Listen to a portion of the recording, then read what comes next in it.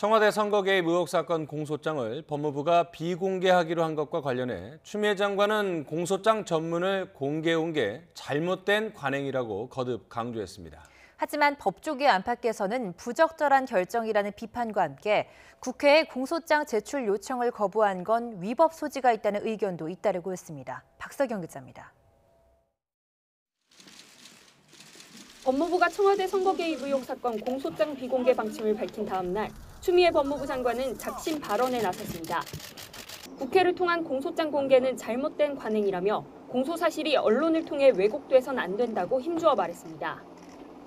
일부 언론을 통해 공소장 내용이 보도된 데 대해서는 유출 경위를 파악하겠다면서 경고의 메시지도 던졌습니다. 더 이상 이런 잘못된 관행은 반복돼서는 안 된다라고 의논을 모았습니다. 어떻게 해서 유출됐는지는 앞으로 확인을 해봐야 될 일 같고요. 지난 15년간 전례가 없었던 법무부의 공소장 제출 거부에 대해 법조계 안팎에서는 여러 문제가 제기되고 있습니다.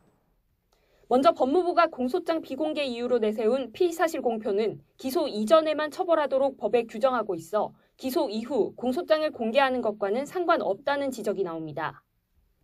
특히 법무부는 국회의 공소장 제출 요구를 거부하면서 지난해 새롭게 제정된 훈령을 근거로 삼았는데 이는 상위법인 국회법 등을 위반한 것이란 해석도 있습니다. 공개를 하지 않는 것을 훈령으로 하는 거거든요. 네. 근데 국회법이랄지 국회의 증언감지에 관한 법률에 의하면 이 자료를 국회에 주도록 되어 있거든요. 그러면 상위법이 있는데 훈령에 의해서 그 법을 위반한 게 되는 거예요. 진보 성향 시민단체인 참여연대도 법무부가 개인 명예나 사생활 보호라는 이유로 공소장을 비공개하는 건 이해하기 어렵다며 국민의 알 권리보다 중요하지 않다고 비판했습니다. 법무부가 공개를 거부한 송철호 울산시장 등 13명의 공소장에는 지난 2018년 울산시장 선거 과정에 청와대가 광범위하게 개입했다는 검찰 수사 내용이 구체적으로 담긴 것으로 전해졌습니다. 다가오는 4월 총선까지 공소장에 담긴 내용을 숨기기 위해 법무부가 이례적으로 비공개를 결정한 것 아니냐는 해석이 나오는 이유입니다. 야당은 검찰에 직접 정보 공개 청구를 하는 등 공소장을 공개하라고 거듭 압박하고 있습니다.